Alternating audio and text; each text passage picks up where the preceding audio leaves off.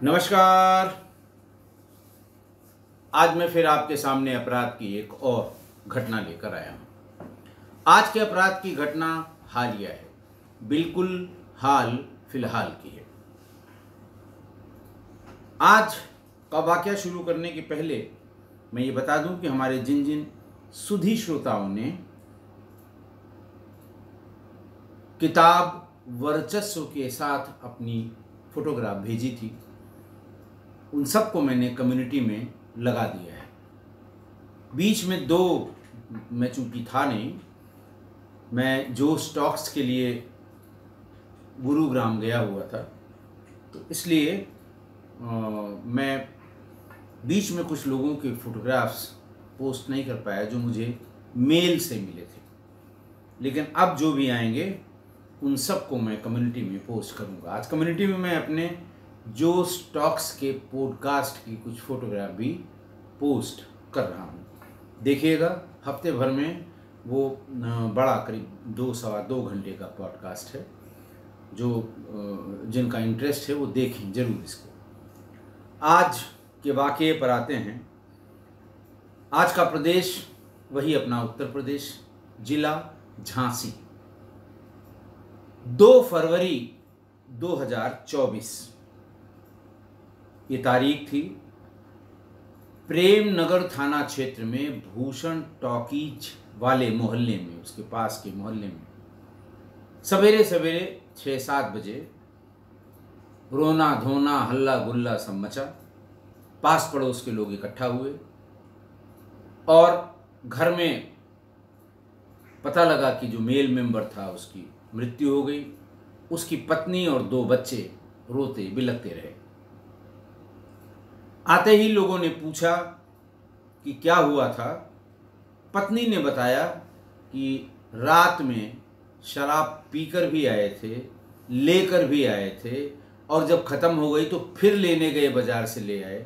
इतनी शराब पी कि उसी में सवेरे मैंने देखा तो इनकी मृत्यु हो गई थी। मरने वाले का नाम प्रमोद कुमार था। प्रमोद कुमार, जिनकी उम्र 28 वर्ष थी और वो रेलवे वर्कशॉप में टेक्नीशियन के पद पर कार्यरत थे। पत्नी का नाम गीता था। गीता प्रमोद कुमार से 26 साल छोटी, उम्री करीब 32 साल थी। 26 साल छोटी उनकी पत्नी। खैर, मोहल्ले वालों ने, पत्नी ने पैसे दिए और अंतिम संस्कार या अंतिम यात्रा की तैयारी के लिए सामान इकट्ठा करना शुरू किया कि भाई जल्दी 11-12 बजे तक ले चलते हैं, 2-2.5 घंटे वहाँ लगेगा। उसके बाद ताकि लोगों को सामान्य होने का थोड़ा समय मिल जाए। आसपास टोला पड़ोस वाले सब पूरी तैयारी कर रहे थे। जो जिस पे शव लिटाया जाता है उसको बांधना और बड़ा झंझटिया काम है। इसी बीच में प्रमोद कुमार के एक भाई, सगे भाई और बड़े भाई सुरेश कुमार मौके पर आ गए। सुरेश कुमार ने भी पत्नी गीता से पूछताछ की, क्या हुआ था, कैसे हुआ था। गीता ने भी वही बात बताई और वही बात मोहल्ले के लोगों ने भी बताई कि हाँ, शराब बहुत पीते थे और कल ऐसा लगता है कि ठंडक बहुत थी उस दिन, थोड़ा पानी भी बरसा था। और जो लोग इस शौक के हैं वो जानते हैं कि बहाना चाहिए कि ठंडक बहुत है, पानी बहुत बरसा है, आज थोड़ा सा ज़्यादा लगानी है। यही बात बताई गई। सुरेश कुमार, जो उनके बड़े भाई थे, उन्होंने कहा भाई थोड़ा धीमे धीमे इस काम को आगे बढ़ाइए, परिवार के और लोग भी आने हैं तो सबको आ जाने दीजिए।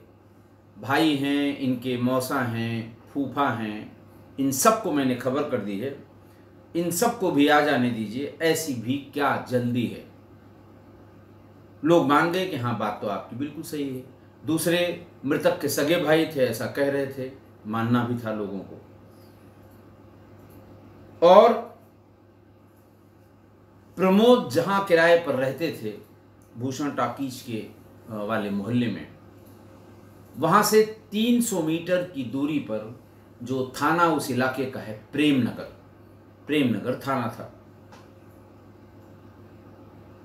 सुरेश किसी से बात करते करते थोड़ा आगे कि भाई मैं उनसे पूछ लूँ वो कहाँ तक पहुँचे, उनसे पूछ लूँ कहाँ तक पहुँचे, थोड़ा सा जेन्युइन सा लगता रहा और वो टहलते टहलते प्रेमनगर थाने पहुँच गया। इंस्पेक्टर मौजूद थे, सवेरे का टाइम था, 10-11 बज रहे होंगे, और उन्होंने बताया कि साहब मेरा छोटा भाई प्रमोद कुमार, अभी उसने 10 महीने पहले लव मैरिज की है, उम्र 58 साल हो गई है, 2 साल में रिटायरमेंट है। हम लोगों ने भी इसका विरोध किया था लेकिन वो नहीं माने और कल तक बिल्कुल ठीक ठाक थे। आज सवेरे सवेरे पता लगा उनकी मौत हो गई है। हम लोग आए और हमें पूरा अंदेशा है कि उनकी पत्नी गीता ने उनकी हत्या कर दी। लोगों ने पूछा क्यों आपको ऐसा अंदेशा हो रहा है, क्या कारण है? बोले साहब उसकी हिस्ट्री है ऐसी, ये उसने तीसरी शादी की है। पहली शादी में भी कुछ इस तरह का किया कि लोगों ने भगा दिया, दूसरी शादी में वो मर गया, आरोप यही है कि इसी ने मार दिया, और तीसरी शादी जब की तो 10 महीने में ही ये हाल हो गया मेरे भाई का। तो लिहाजा बॉडी को आप अपने कब्जे में लें, पोस्टमार्टम कराएं, दूध का दूध पानी का पानी हो जाएगा। इधर लोग रिश्तेदारों का वेट कर ही रहे थे, 300 मीटर दूर की बात थी। पुलिस अपने पूरे ताम झाम के साथ मौके पर आ गई। तुम कौन, इनका नाम उनका नाम। जब पुलिस ने लिखना शुरू किया तो बाकी लोग अपना निकल लिए। पत्नी रह गई, भाई रह गए और पत्नी के 2 बच्चे। इनसे नहीं थे, वो पहले वाले पति से थे। पुलिस ने पूछताछ भी शुरू की, पंचायतनामा भरा, पोस्टमार्टम के लिए भेज दिया। पुलिस ने पूछा गीता से कि क्या ये तुम्हारी तीसरी शादी थी? गीता ने कहा हाँ, ये मेरी शादी तीसरी थी और ये हमने प्रेम विवाह किया था। उसने बताया कि मेरी 2009 में मेरी पहली शादी खुशीपुरा में गोपी से हुई थी।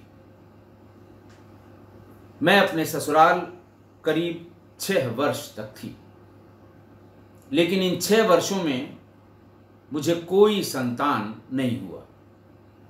जब कोई संतान नहीं हुई तो मेरे पति और मेरे पति के घर वाले मुझे ताना मारने लगे और ये कहने लगे कि बांझ है,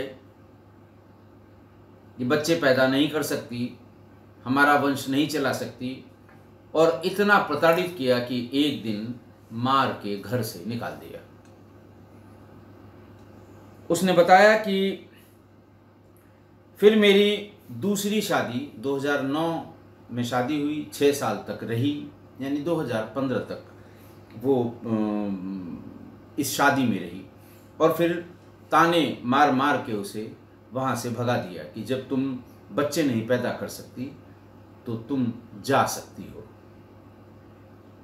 2018 में बताया उसने कि मेरी दूसरी शादी हुई मेरठ के ओम प्रकाश से, और मेरठ के ओम प्रकाश से शादी होने के बाद उसके 2 बच्चे भी हुए ओम प्रकाश से, एक 5 साल की बेटी और एक 3 साल का बेटा। सब कुछ ठीक ठाक था, लेकिन तभी 2022 में कोरोना की दूसरी लहर में, 2021 में कोरोना की दूसरी लहर में मेरे पति ओम प्रकाश का देहांत हो गया। वहाँ भी लोग इसी तरह की बातें करते रहे। हालांकि पहले पति से जिसके घर वालों ने मुझे भगा दिया था कि तुम बांझ हो, उनको मैंने कहलवाया भी था कि इस तरह से आरोप लगाना ठीक नहीं होता। अगर दोनों लोगों का मेडिकल चेकअप करा लिया होता तो ये पता लग जाता कमी किस में है। आखिरकार मेरे 2 बच्चे हुए हैं ओम प्रकाश से। बहरहाल जैसे ही पति का देहांत हुआ, वहाँ भी ससुराल वालों ने तुरंत खदेड़ दिया, अगर ये रुक गई तो ये इसके हिस्से की प्रॉपर्टी लेगी, क्योंकि एक लड़की भी है और एक लड़का भी है। आप देखिए समाज की मानसिकता देखिए, घर घर की यही कहानी है।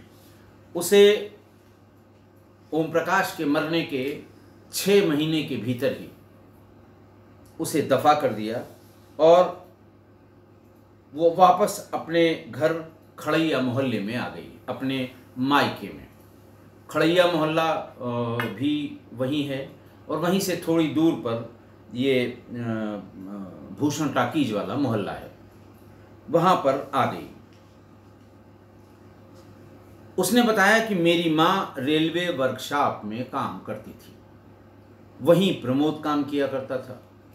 प्रमोद मेरी माँ के पास आया जाया करता था, मेरी माँ भी प्रमोद के यहाँ आया जाया करती थी और वहीं पर मेरी मुलाकात प्रमोद से हो गई, नज़दीकियाँ हो गईं। और एक दिन प्रमोद ने कहा कि हम लोग काफ़ी नज़दीक हो गए हैं और हमें शादी कर लेनी चाहिए। गीता बताती है कि मैं हिचकिचाई, क्योंकि दो शादियां इसके पहले मैं कर चुकी थी और दोनों का जो हश्र मैंने देखा था, मेरी हिम्मत नहीं पड़ रही थी। लेकिन फिर प्रमोद ने कहा कि नहीं, हम लोग एक साथ रहेंगे, कोई दिक्कत नहीं होगी। और ओरछा मंदिर में जाके इन दोनों ने शादी कर ली और बतौर पति पत्नी एक साथ अपने घर में रहने लगे। वो बताती है कि हम लोग किराए के मकान में थे, हम अपने साथ अपने दूसरे वाले पति के दोनों बच्चे भी ले आए थे, क्योंकि दूसरी मेरी ससुराल जो मेरठ में थी, वहाँ लोग बच्चों को भी रखने को तैयार नहीं थे, बल्कि बच्चों से ज़्यादा उनको दिक्कत थी कि बेटा भी बड़ा होगा, बेटी भी बड़ी होगी, कल को प्रॉपर्टी में हिस्सा मांगेंगे। इसलिए वो बच्चों के साथ उन्होंने मुझे खदेड़ दिया था। मैं मायके आ गई और मैंने इसी शर्त पर प्रमोद से शादी की कि कल को पता नहीं मेरी पहली शादी जैसा हश्र हो या दूसरी शादी जैसा हश्र हो, बच्चों का क्या होगा, हम बच्चे अपने साथ रखेंगे। प्रमोद ने भी कहा कि बच्चे हों न हों, यही दोनों हमारे बच्चे हैं। ये 3 लोग ठीक ठाक अच्छी तरह से रह रहे थे। प्रमोद अपने घर वालों से बहुत ज़्यादा संपर्क में नहीं रहता था।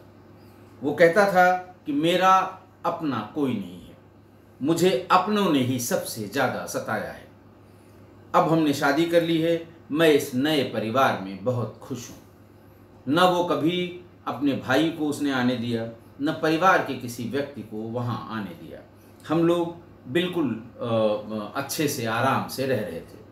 बस प्रमोद में एक कमी थी, वो शाम को शराब पीता था। शराब पीने के बाद वो बहकने लगता था, तब झगड़ा भी करता था। लेकिन चूंकि मैं जानती थी शराब पीता है, पीने के बाद झगड़ा करता है, सवेरे माफ़ी मांग लेता है, तो मैं उसको ज़्यादातर कोशिश करके इग्नोर करती थी। जब वो शराब पिए हुए हो, शराब पी के आता था तो भी खाना खिलाती थी, जब शराब आके यहाँ पीता था तो भी बहुत प्यार से खाना खिलाती थी ताकि ये सो जाए। उसने बताया शुक्रवार यानी 2 फरवरी को पति ड्यूटी से जब लौटे तो ड्रिंक किए हुए थे। मैंने सोचा जल्दी खाना खिला दूं ताकि ये सो जाए। जल्दी खाना खिलाने की बात पर उन्होंने मुझसे झगड़ा किया कि ये कोई टाइम है, तुम्हें पूछना नहीं चाहिए था। इस तरह की बात उसने पुलिस को बताई। फिर अच्छा, जब आए थे वो शराब ड्रिंक करके, तो पौआ साथ में ले आए थे, बैठे और फिर पौआ पी लिया। तब भी इसने कोशिश की गीता ने कि अब खाना खा लेगा तो सो जाएगा। उसने मना कर दिया। फिर बाहर गया, फिर वो शराब ले आया और 1 बोतल और भी उसने पी ली। थोड़ी देर बाद उसने कहा कि मुझे घबराहट हो रही है, मुझे बचा लो। मैंने कहा ठीक है, मैं 108 नंबर डायल करके एम्बुलेंस बुला लेती हूँ और हॉस्पिटल ले चलती हूँ। इस पर भी वो नहीं माना। प्रमोद ने कहा कि नहीं, हॉस्पिटल नहीं जाऊँगा। रात में 2 बजे मैंने देखा तो वो बोल नहीं रहे थे। उन्होंने घर वालों को सूचना देनी चाहिए। किसी का मोबाइल नहीं उठा, किसी ने रिंग बैक भी नहीं किया। तो आसपास के लोगों को सुबह मैंने 6 बजे बताया कि बोल नहीं रहे हैं, आके देख लीजिए, हो सकता है इनकी जान बच जाए। लेकिन 6 साढ़े 6 बजे जब टोला पड़ोसी इकट्ठा हुए तो उन्होंने बताया कि अब इसमें जान नहीं रह गई है, इसकी मृत्यु हो चुकी है। इस पर गीता ने बताया कि मैंने भी पैसा दिया, जो मोहल्ले के लोग थे, जो सामान आना था, कि कहा कि पूछा, लोगों ने बताया कि एक ही दुकान पे सब सामान मिल जाता है। वो वहाँ पर गए, सामान ले आए और मोहल्ले के ही 4-6 जो उत्साही बच्चे होते हैं उन्होंने शव ले जाने की यानी अंतिम यात्रा की तैयारी शुरू कर दी। और इसी बीच में उनके ये भाई आ गए और मेरे ऊपर हत्या का आरोप लगाने लगे, इल्ज़ाम लगाने लगे। बड़े ओछे ओछे इल्ज़ाम उन्होंने सबके सामने लगाना शुरू किया। पुलिस से उसने कहा कि साहब लगाने दीजिए, मैंने कुछ नहीं किया है, आप पोस्टमार्टम करा लीजिए। अगर आपको ऐसा कुछ लगता है तो मैं कोई भी सज़ा भुगतने को तैयार हूँ। मैं साफ साफ बता रही हूँ कि ये शराब पीने से या इनकी कोई बीमारी पहले की हो, ये उससे उनकी मृत्यु हुई है। प्रमोद से बार बार ये पूछा गया, भाई तुम्हारे पास इसका क्या आधार है जो तुम ये कहते हो कि इसने मारा है? तो उसने ये बताया कि मेरे भाई प्रमोद एक महिला के साथ पिछले 4 सालों से लिव इन रिलेशन में रहते थे, लेकिन पता नहीं क्या बिगाड़ हुआ, 4-6 महीने पहले उसकी अपनी शादी हो गई, वो चली गई। और उसी के बाद ये गीता नाम की इस महिला से, जिसकी माँ इन्हीं के साथ रेलवे वर्कशॉप में काम करती थी, उनसे दोस्ती हो गई। और 10 महीने पहले इन लोगों ने ओरछा मंदिर में जाके शादी कर ली। और शादी से पहले के पति से इसके 2 बच्चे थे और शादी के बाद ये पति पत्नी की तरह रहने लगे। इसी बीच में मृतक प्रमोद कुमार का भांजा आ गया, उसका नाम था नरेंद्र कुमार। उसने कहा साहब मैं बताता हूं कि क्यों इसने हत्या की है। उसने कहा सिर्फ 2 दिन पहले मंदिर में शादी कर ली, मंदिर का एक सर्टिफिकेट मिल गया, लेकिन जब तक मैरिज रजिस्ट्रेशन ऑफिसर के यहाँ इसको पक्का न करा लिया जाए तब तक शादी पक्की नहीं मानी जाती। और गीता इस बात की जिद करती रही कि शादी को पक्का कर लो वरना बच्चों का क्या होगा। और अभी 2 दिन पहले ही मामा मुझको लेके वहाँ गए थे सर्टिफिकेट लेने के लिए। 2 दिन पहले ही इनके मैरिज का रजिस्ट्रेशन हुआ। वहाँ एसडीएम या जो संबंधित मजिस्ट्रेट थे उन्होंने इनकी शादी का सर्टिफिकेट दिया, एक दूसरे को माला पहनाया और उसी दिन गीता ने कहा कि अब मैं तुम्हारी पत्नी हुई, लिखा पढ़ी में तुम्हारी पत्नी हुई। और कागजों में जो कागज़ थे, जो एप्लीकेशन इसने दी थी, उसमें गीता को पत्नी और दोनों बच्चों को नाम से अपना बच्चा स्वीकार किया था और वो रजिस्टर्ड हो गया था। भांजे का कहना है कि 2 दिन पहले ही ये महिला, उनकी पत्नी और जो बच्चे महिला के थे पहले पति से, उन बच्चों को संपत्ति का अधिकार मिला और इसने तुरंत मेरे मामा की हत्या कर दी। बहरहाल postmortem SP city Gyanendra Kumar से भी पूछा गया कि पोस्टमार्टम में क्या आया, आपका क्या टेक है इस पर, यानी आप क्या कहते हैं। उन्होंने कहा ज्ञानेंद्र सिंह ने कि हमने पोस्टमार्टम करा लिया है, पोस्टमार्टम में मृत्यु का कारण बीमारी से होना बताया गया है। जो हत्या का आरोप इनके परिजन लगा रहे हैं उसके पक्ष में या उसके सबूत के तौर पे उन्होंने कुछ नहीं बताया है। वो भी पोस्टमार्टम रिपोर्ट का इंतज़ार कर रहे थे। पोस्टमार्टम रिपोर्ट आने के बाद भी उन्होंने कोई हत्या की तहरीर नहीं दी। इसलिए पोस्टमार्टम के बाद हम लोगों ने शव उनकी पत्नी को सौंप दिया था और उन्होंने अंतिम संस्कार भी कर दिया है। तो जब पुलिस के पास कोई शिकायत नहीं मिली, कोई तहरीर नहीं आई, कोई एफआईआर दर्ज नहीं हुई, तो ये आरोप मिथ्या आरोप माने गए, गलत आरोप माने गए, झूठे आरोप माने गए। तो इस तरह से घटना तो कोई बहुत ऐसी नहीं थी कि बहुत विशेष थी, इसके पीछे बहुत खोजबीन की जाए, लेकिन सामाजिकता के चलते या सामाजिक जो हमारा ताना बाना है उसके चलते ये शादी विशेष हो गई थी और ये मृत्यु भी विशेष हो गई थी। आज की घटना देखिए, एक पुरुष की एक के बाद एक 2, 3, 4 शादियों के तो बहुत ढेर सारी आपराधिक घटनाएं मैंने आपको बताई हैं, लेकिन बहुत बताई हैं। लेकिन आज गीता ने जब तीसरी शादी का जिक्र किया तो ये एक अजूबी सी बात थी कि एक महिला ने 3 शादियां की, एक के बाद एक। पति जो तीसरे पति हैं उनके घर वालों ने हत्या का आरोप लगाया, और इसलिए लगाया कि दूसरी शादी में पति की मौत हो गई थी, पहली शादी में पति ने और उसके घर वालों ने भगा दिया था और सारे रिश्ते खत्म कर लिए थे। मेरे विचार से जो उसके ऊपर आरोप प्रत्यारोप लगाए गए, पुलिस भी कहती है ये गलत है। ये महिला दरअसल अभागिन थी, इसका भाग्य खराब था, और ऐसी अभागिन महिलाओं को आप कहीं भी लोकेट कर सकते हैं। और ऐसी अभागिन महिलाओं के बारे में जो सामाजिक चलन है वो बहुत अटपटा और बहुत खराब है, और दोष हमेशा महिलाओं और लड़कियों को ही दिया जाता है। ऐसे रिश्तों में जो महिलाएं और लड़कियां होती हैं, पत्नी हों, प्रेयसी हों, लिव इन रिलेशन वाली हों, दोष उन्हीं का माना जाता है, लड़कियों का।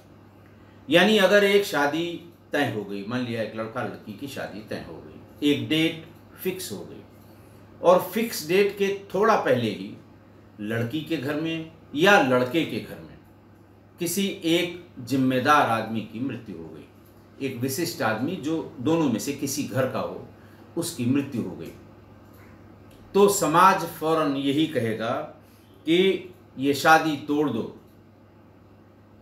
ये लड़की के लक्षण ठीक नहीं है, अभी शादी हुई नहीं, फलाने को खा गई, अभी शादी हुई नहीं, फलां को खा गई।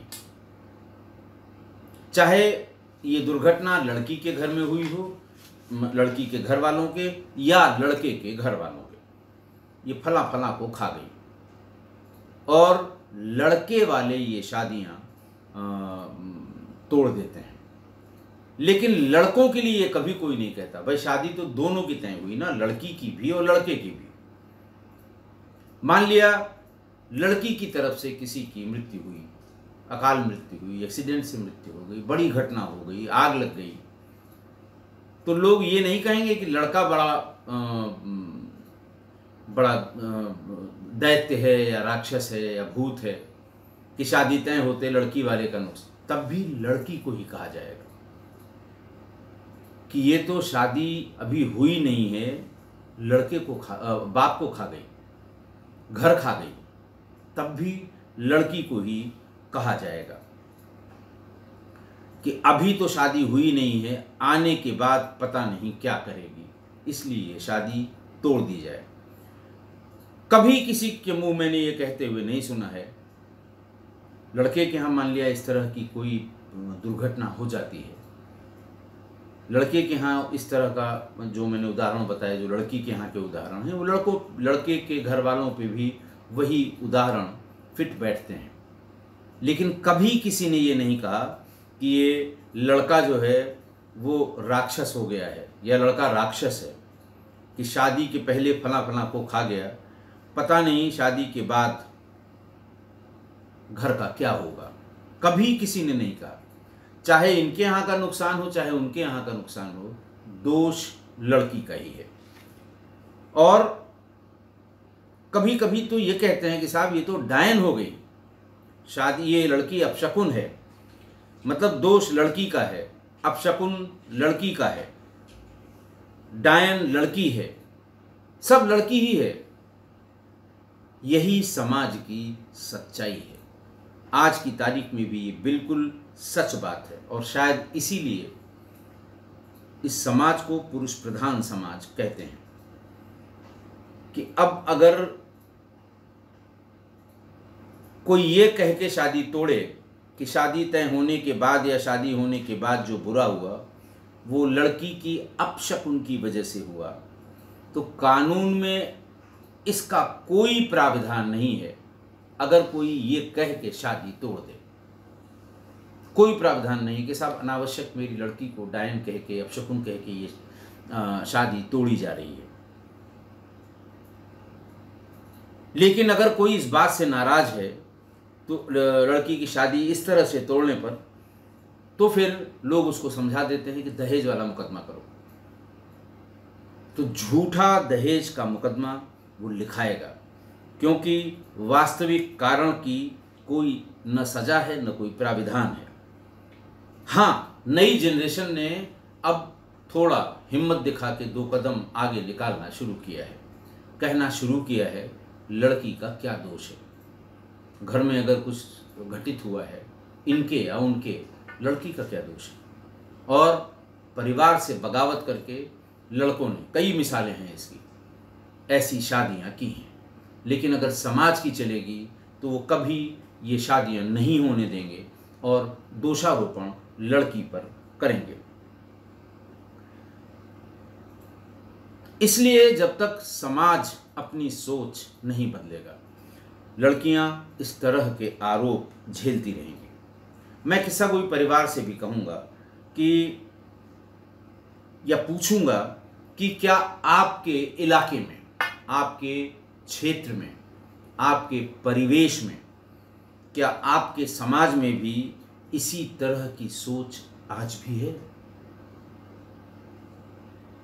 लड़का लड़की की शादी तय हुई, शादी होने के पहले या शादी होने के तुरंत बाद इनके या उनके यहाँ कोई गंभीर घटना हो जाए, माँ बाप में से किसी की मृत्यु हो जाए, भाई बहनों में किसी की मृत्यु हो जाए, तो शादियाँ ये कह के तोड़ दी जाती हैं कि अरे ये तो बहुत अपशकुन है, ये लड़की, ये शादी तोड़ दीजिए, ये आने के बाद क्या करेगी। क्या इस तरह की प्रथा, कुप्रथा या सोच या किंवदंतियाँ क्या आपके इलाके में भी हैं? अगर ऐसा है तो हमें ज़रूर बताएं। हम तो इधर उत्तर भारत के बड़े भूभाग में जो प्रचलन में था वो मैंने आपको बता दिया। आशा है आप मेरी इस बात से सहमत होंगे। आज के लिए इतना ही। बहुत बहुत धन्यवाद।